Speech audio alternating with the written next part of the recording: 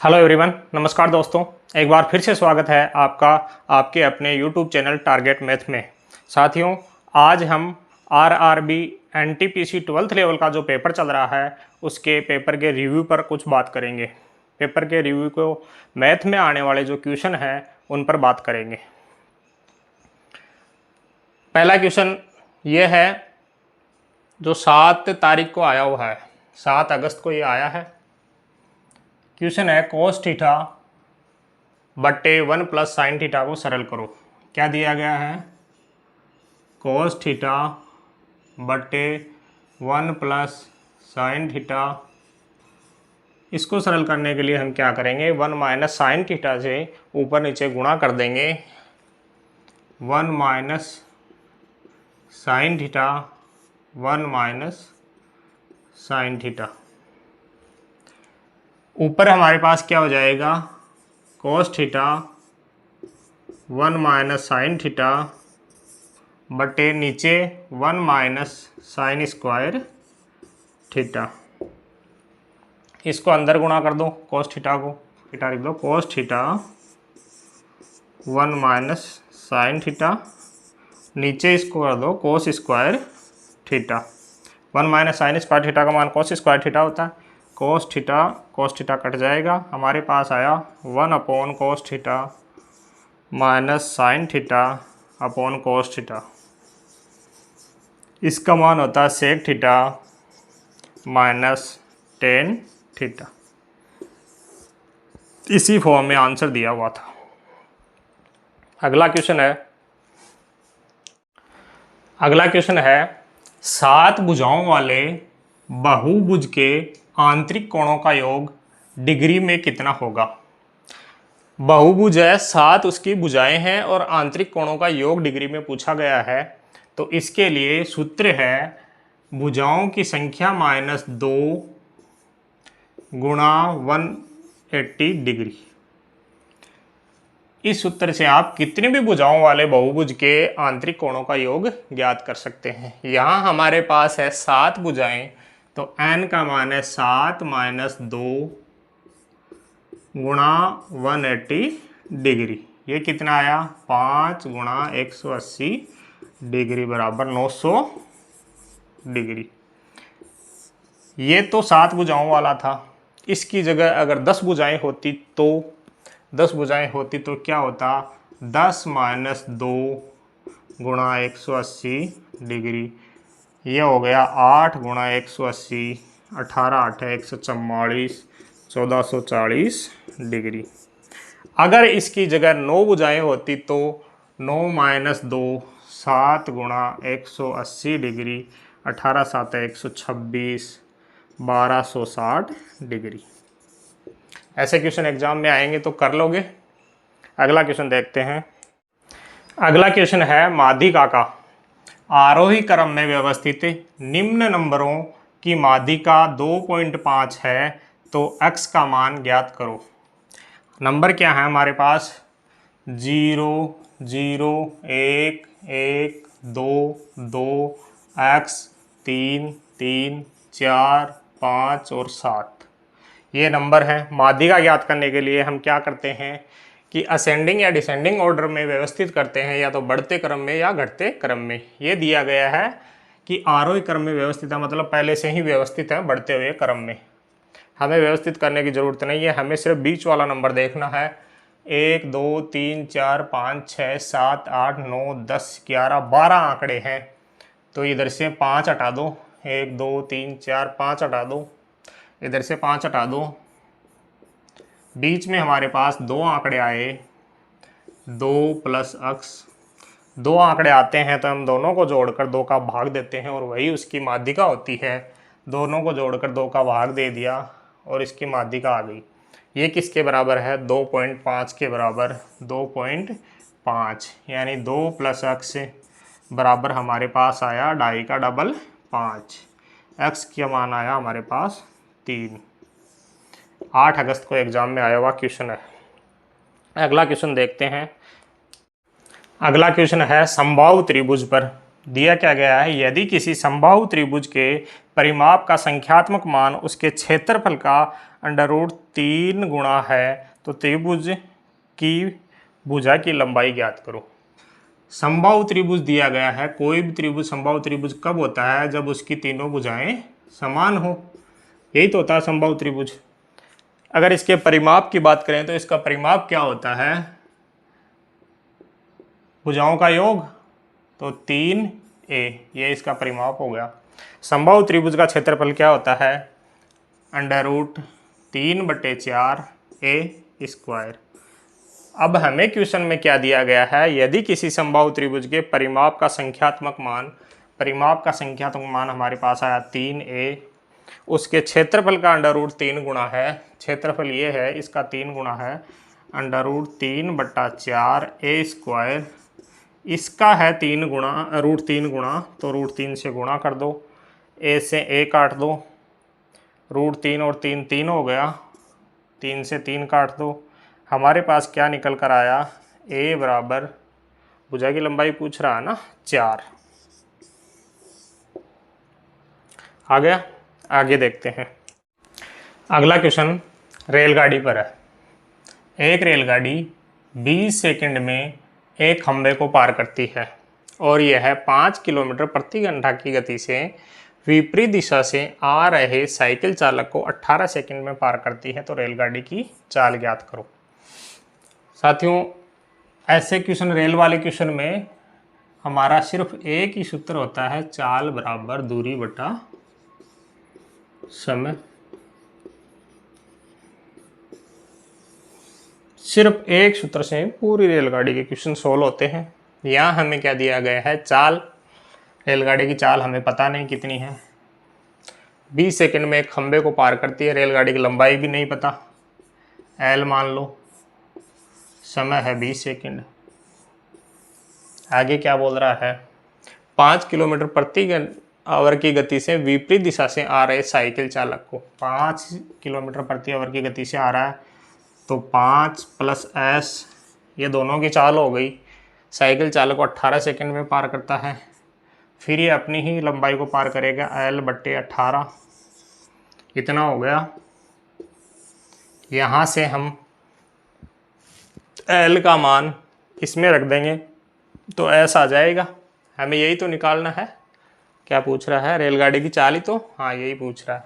तो यहाँ से निकालो, l बराबर 20s हो जाएगा, ये अपना यहाँ रख दो, 5 + s बराबर 20s/18, ये 10 होगा, ये 9 होगा, इधर आया 10s और ये इधर जाके होगा 45 + 9s, ये इधर जाएगा, s बराबर 45 km/h। अगला क्वेश्चन है एवरेज पर, औसत पर। 45 परिणामों का औसत 23 है, तो टोटल कितना होगा, 45 × 23। अंतिम पहले 22 परिणामों का औसत 18 है, 22 × 18, अंतिम 22 का 21 है, 22 × 21, यही है ना, तो ये पूरा निकाल लो, 23 × 5 115, 23 92 और 11 103, टोटल इतना है, ये हो गया 9 3 22 39, तो 22 × 39 आएगा, इसमें से घटा दो, 22 9 में 198, 19 22 66 और 20 86, तो 85, 858 बच गए 42 और 135, 135 और 42, 7 7 177, क्या आया, 23वां परिणाम। आगे देखते हैं। अगला क्वेश्चन देखो, प्रथम 92 सम संख्याओं का औसत ज्ञात करो। साथियों, प्रथम यहाँ आंकड़ा अगर सम संख्याएं दिया गया है तो संख्याओं का औसत कितना होता है, n+1, और यहाँ अगर विषम दिया हुआ हो, या जैसे मानो यहाँ 91 या 93 दिया हुआ होता, तो सीधा वही संख्या उसका एवरेज होता। यहाँ हमें 92 दिया गया है, तो 92 + 1 बराबर 93 इसका एवरेज। देखते ही होने वाला क्वेश्चन है, एग्जाम में आया है आरआरबी के में। अगला है 2 साल के लिए 5% की दर से 400 रुपये के साधारण ब्याज और चक्रवृद्धि ब्याज में अंतर ज्ञात करो। 2 साल के लिए 5% की दर से 400 रुपये का साधारण ब्याज, 5% की दर से 2 साल का है तो 10% हो जाएगा। 400 का 10% हमारे पास 40 रुपये आएगा। इसी तरह चक्रवृद्धि ब्याज 5 का 5% और जुड़ जाएगा तो 5 का 10.25% हो जाएगा। तो 400 का 0.25% आता है 1 रुपया, वही इसका आंसर है। अगला क्वेश्चन देखो, 3680 रुपये को 12.5% की दर से 6 वर्ष के लिए निवेश किया गया तो 6 वर्ष बाद मिश्र धन क्या होगा। ये 9 तारीख को आया हुआ है। 3680 मूलधन है, 12.5% की दर से 6 वर्ष के लिए निवेश किया गया है तो 12.5 को 6 से गुणा करो, 75% हो जाएगा। 75% तो इसका ब्याज हो गया और 100% मूलधन हो गया, तो 175% क्या निकाल दें इसका। 175% 175 क्या होता है, 7/4 काट दो, 920 कितना आएगा, 0,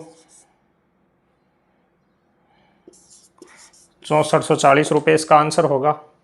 आगे देखते हैं। अगला क्वेश्चन देखो, ये टाइम एंड वर्क का है। 800 आदमी किसी काम को 30 दिन में पूरा कर सकते हैं। 12 दिन काम करने के बाद 80 आदमी काम छोड़ देते हैं। शेष व्यक्तियों द्वारा शेष काम को कितने दिनों में पूरा किया जाएगा। 800 आदमी कर सकते हैं 30 दिन में।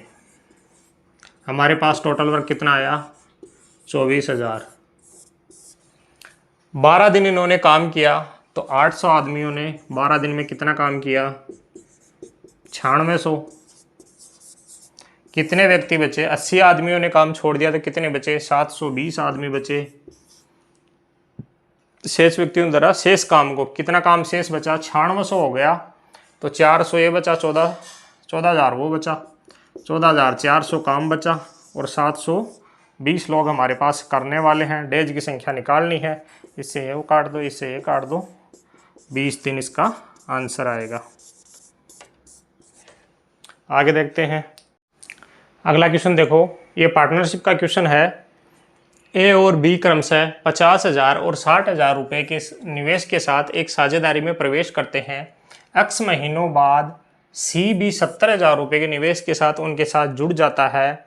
वर्ष के अंत से एक्स महीने पहले बी साझेदारी छोड़ देता है। यदि वे क्रमशः 20:18:21 के अनुपात में लाभ बांटते हैं तो एक्स का मान ज्ञात करो। 11 तारीख को एग्जाम में आया हुआ क्वेश्चन है।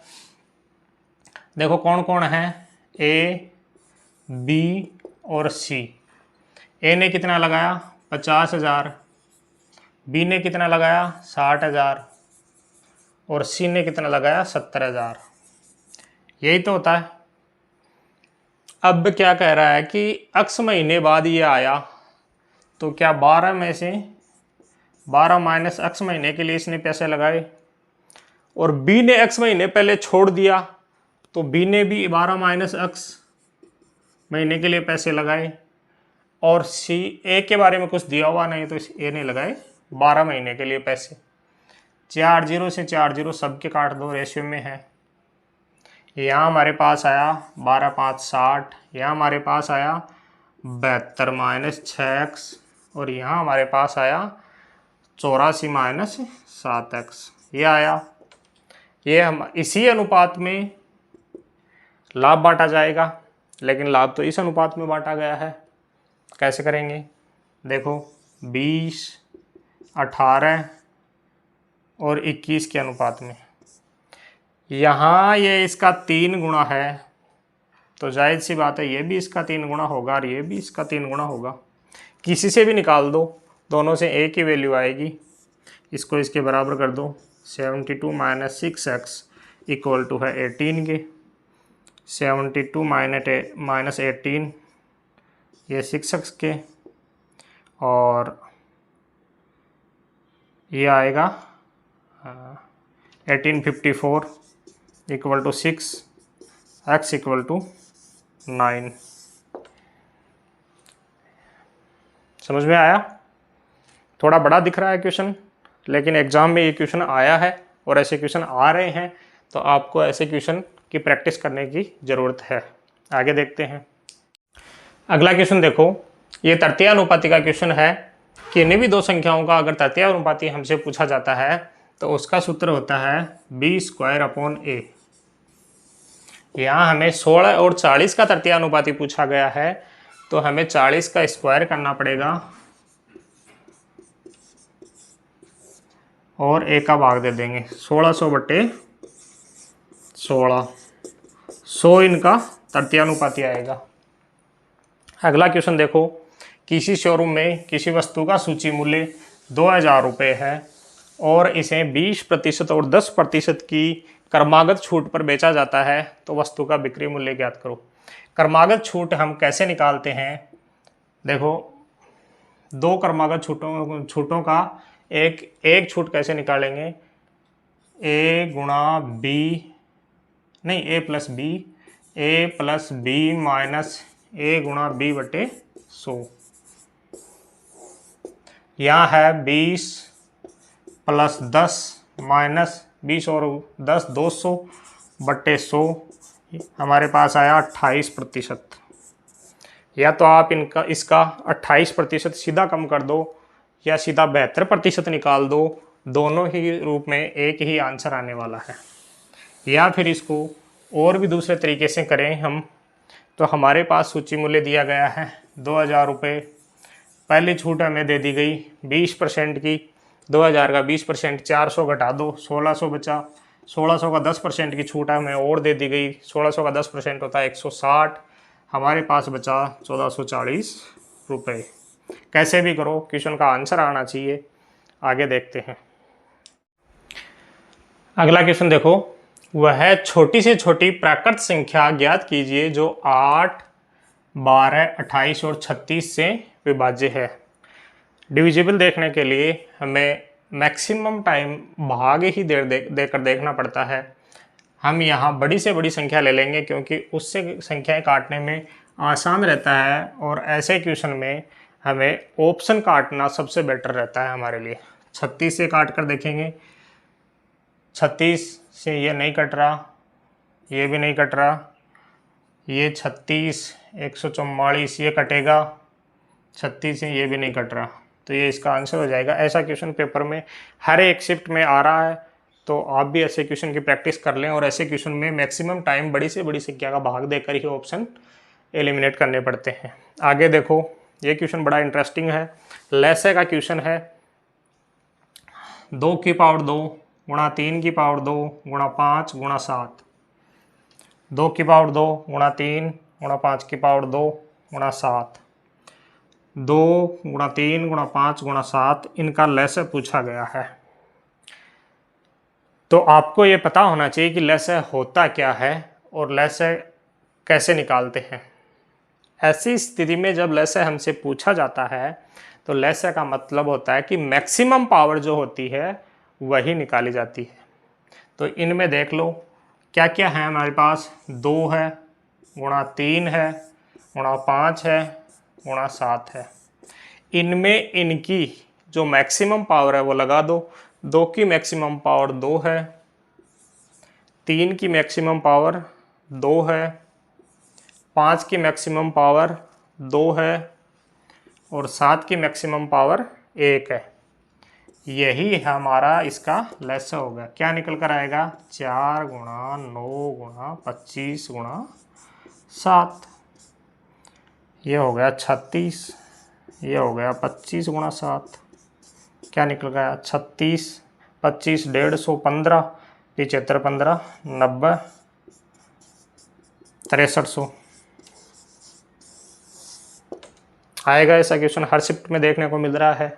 आगे भी जिनका एग्जाम है वो ऐसे क्वेश्चन पर प्रैक्टिस करें। आगे देखते हैं। आगे देखो, अगला क्वेश्चन है, 3 क्रमागत विषम पूर्णांकों में से पहले का 3 गुणा तीसरे के 2 गुणे से 3 अधिक है तो दूसरा पूर्णांक ज्ञात करें। 3 क्रमागत विषम पूर्णांक हमसे कोई पूछे तो क्या होता है? मानो पहला अगर अक्ष है तो दूसरा हमारा अक्ष +2 होगा, तीसरा हमारा अक्ष +4 होगा। कैसे होगा? कहीं से भी उठाकर देख लो, विषम पूर्णांक क्रमागत बोल रहा है तो 1 से ही लेकर चल लो, 1 3 5। 11 से लेकर देख लो, 11 13 15। 55 से लेकर देख लो, 55 57 59। यहाँ 2 जुड़ रहा है, यहाँ और 2 जुड़ेगा, मतलब पहले वाले में 4 जुड़ेगा। आगे होते तो और 2 जुड़ते जाते, x + 6 x + 8। यहाँ 3 दिया गया है तो हम 3 पर ही बात करते हैं। ये होते हैं 3 विषम पूर्णांक। अब हमें क्या दिया गया है कि पहले का 3 गुणा, पहला हमारा ये है, इसका 3 गुणा क्या होगा? 3x। तीसरे के 2 गुणे से 3 अधिक है, तीसरा ये है, इसका 2 गुणा 2x + 4। इसमें भी 3 जोड़ना, 3 अधिक है +3। ये है, यहाँ से x की वैल्यू निकाल दो, फिर कोई सा ही पूछे वो आ जाएगा। 3x बराबर 2x + 8 +3, 3x बराबर 2x + 11, x बराबर 11। अगर ये 11 है तो पहला 11 आ गया, दूसरा पूछा है तो 2 जुड़ जाएगा, 13 आ गया। यहीं अगर तीसरा पूछता तो 2 और जुड़ जाता और 15 आ जाता। अगला क्वेश्चन देखो,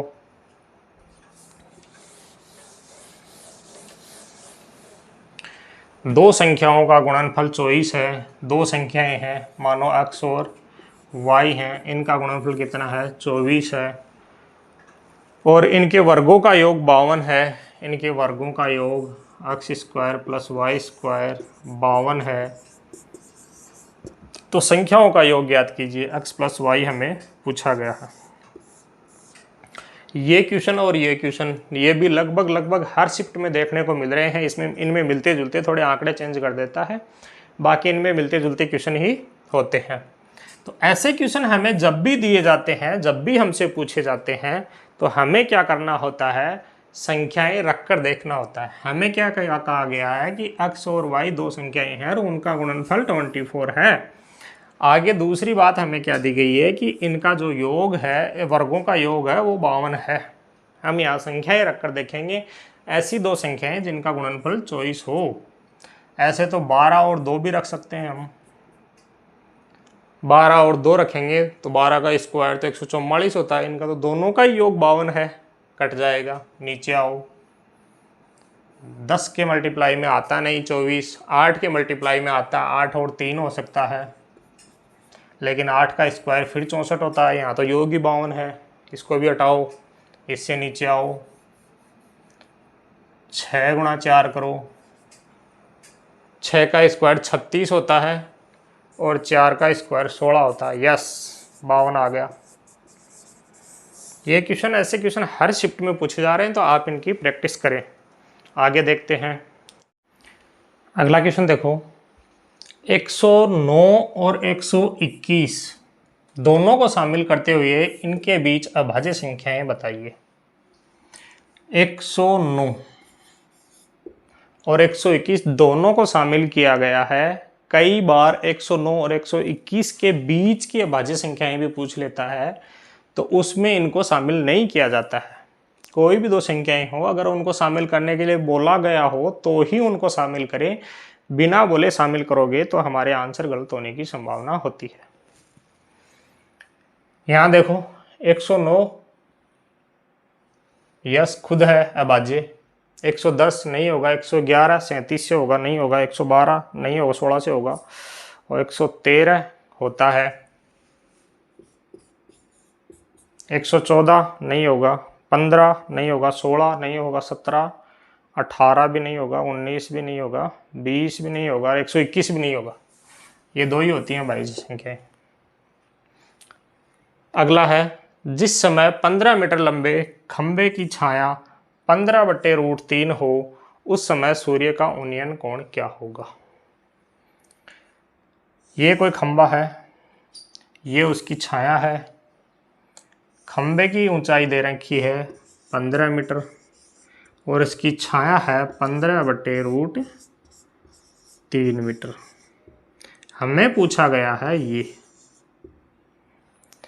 ऐसे क्वेश्चन को सोल्व करने के लिए हमारा सीधा सा सूत्र होता है लाल बट्टे कक्का के ए। ये साइन थीटा होता है, ये कोस थीटा होता है, ये टेन थीटा होता है। ये नीचे वाले इनके रिवर्स हो जाते हैं, उल्टे हो जाते हैं। साइन का कोसेक होता है, कोस का सेक होता है और टेन का कोट होता है। हमें क्या दिया गया है? ये लंब है, ये आधार है, बेस जिसको बोलते हैं, और ये कर्ण है। हमारे पास संबंध किन में है? लंब और आधार में। लंब और आधार के लिए हमें टेन लेना पड़ेगा। तो टेन थीटा बराबर एल, लंब दे रखा हमें 15 मीटर, और नीचे हमें दे रखा है आधार, बेस दे रखा हमें 15/√3 मीटर। यही है, ये भी मीटर है। मीटर से मीटर काट दो, 15 से 15 काट दो। टेन थीटा बराबर √3, इसके भी नीचे है तो ये ऊपर चला जाएगा। टेन थीटा बराबर √3 आया। तो टेन में कितने डिग्री की वैल्यू √3 होती है वो हमें याद होना चाहिए। ये जो टेबल है डिग्री वाली, ये आपको याद करनी चाहिए। टेन में 60 डिग्री की वैल्यू √3 होती है। तो हमारा कोण आया 60 डिग्री। और ये एक क्वेश्चन देखो, ये 8 तारीख को पूछा गया था, 42 का वर्ग क्या होगा। हमें ये 42 का वर्ग पूछा गया था। वर्ग देकर वर्गमूल भी पूछ सकता है, क्यूब भी पूछ सकता है। तो आपको ये याद होने चाहिए, या फिर आपको ये छोटे तरीके से निकालना आना चाहिए। साथियों, हम आज आपके लिए कुछ क्वेश्चन लेकर आए जो 7, 8, 9 और 11 तारीख को आरआरबी एनटीपीसी 12th लेवल का जो एग्ज़ाम चल रहा है उसमें आए हुए हैं। इससे आपको मोटा मोटी मैथ का जो सिलेबस आ रहा है, मैथ के जो क्वेश्चन आ रहे हैं, उनके सिलेबस का और उनके लेवल का लगभग अंदाज़ा लग गया होगा। जिनका हो गया उनको तो वो पहले की पढ़ाई काम आएगी, लेकिन जिनका नहीं हुआ है वो इनको देखकर आगे की तैयारी कर सकते हैं। कहीं अगर आपको वीक पॉइंट लगता है उसके लिए तैयारी कर सकते हैं। और ये सीरीज को हम आगे के लिए जारी रखेंगे। पूरे एग्ज़ाम का हम एनालिसिस करने की कोशिश करेंगे। जितने क्वेश्चन हमारे हाथ आते हैं हम उनका सॉल्यूशन करने की कोशिश करेंगे। तो आप हमारे चैनल को सब्सक्राइब कीजिए, इससे जुड़े रहिए। हर एक शिफ्ट का एनालिसिस करने की हम कोशिश करेंगे और एग्ज़ाम का रियल लेवल, रियल क्वेश्चन आप तक पहुंचाने की कोशिश करेंगे। धन्यवाद।